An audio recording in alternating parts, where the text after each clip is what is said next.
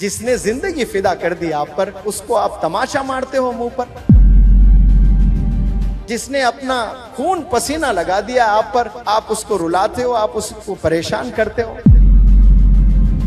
जब आप पैदा हुए थे बेपनाह खुश थे कि मेरे घर रहमत आई है, लड़की पैदा हुई है। इसका सिला 15 साल में नौजवान बच्ची दे रही है किसी के साथ भागकर।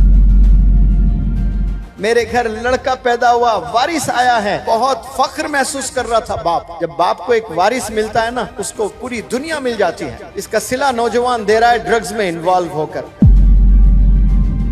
आपकी अम्मी, आपके अब्बू एक टीम बनकर आप पर फिदा हो गए, आपकी ग्रूमिंग में लग गए, आपके रेजिंग में लग गए, खिलाने में लग गए, पिलाने में लग गए, पहनाने में लग गए, पढ़ाने में लग गए। और 15 साल के बाद आप रिवेंज ले रहे हो, बदला ले रहे हो, जलील कर रहे हो। वालिदैन प्यारे बच्चों मर जाते हैं, कसम खुदा की उनकी दुआएं जिंदा रहती है। वालिद तो इंतकाल हो गया, वालिद की दुआ जिंदा रहती है। माँ इंतकाल हो गया, माँ की दुआएं जिंदा रहती है।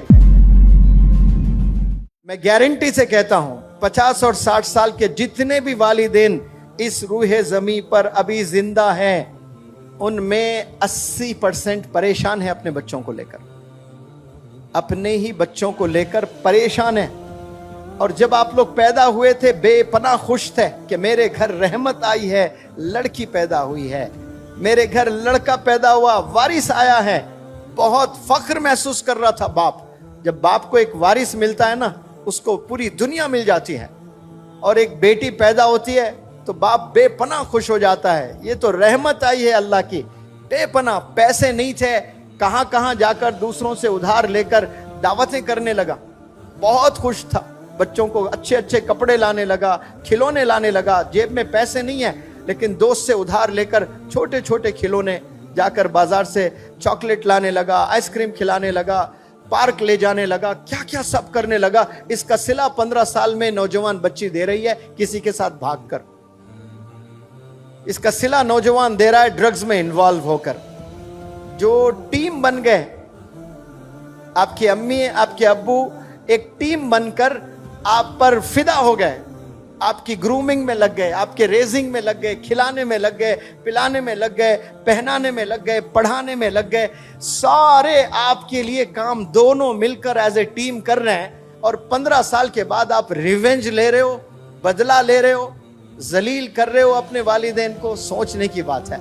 जिसने जिंदगी फिदा कर दी आप पर, उसको आप तमाशा मारते हो मुंह पर। जिसने अपना खून पसीना लगा दिया आप पर, आप उसको रुलाते हो, आप उसको परेशान करते हो। सोचे थोड़ा सा आप, अकेले तन्हा कभी ऐसा भी सोचे, जैसा आप सोचते हो वैसा तो सोच रहे हैं, सब सोच रहे हैं। कभी आप, मैं जो बोल रहा हूं ना, उस पॉइंट ऑफ व्यू से भी सोचिएगा।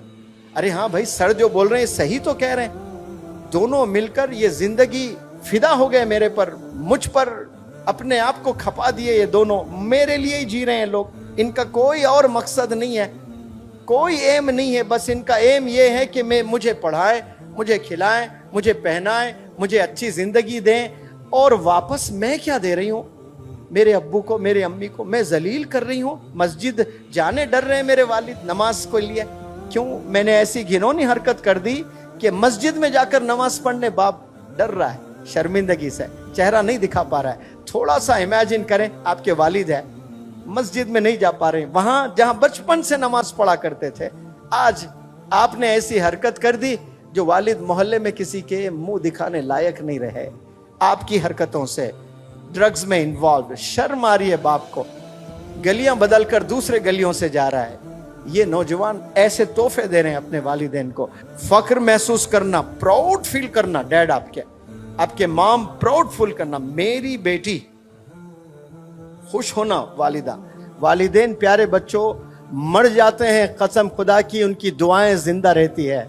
जो दुआएं आप लोग को किए थे ना वो माजी में, कभी रातों में किए, कभी जुमे में किए, कभी रोजे की हालत में किए, कभी इफ्तार करते हुए आंख से आंसू बहाए आप लोग के मुस्तकबिल के लिए। वालिद तो इंतकाल हो गया, वालिद की दुआ जिंदा रहती है। माँ इंतकाल हो गया, माँ की दुआएं जिंदा रहती है। तो देखने के लिए वालिदैन जिंदा नहीं होते हैं, लेकिन वो दुआएं जिंदा रहती है और वो दुआएं आपको बुलंदियों पर ले जाती हैं। और आज उफ भी नहीं कहना है, आप उफ तो दूर हाथ भी उठा रहे हैं, तेज आवाज में बात कर रहे हो, ऊंची आवाज में बात कर रहे हो, वालिदैन को रुला रहे हो आप लोग।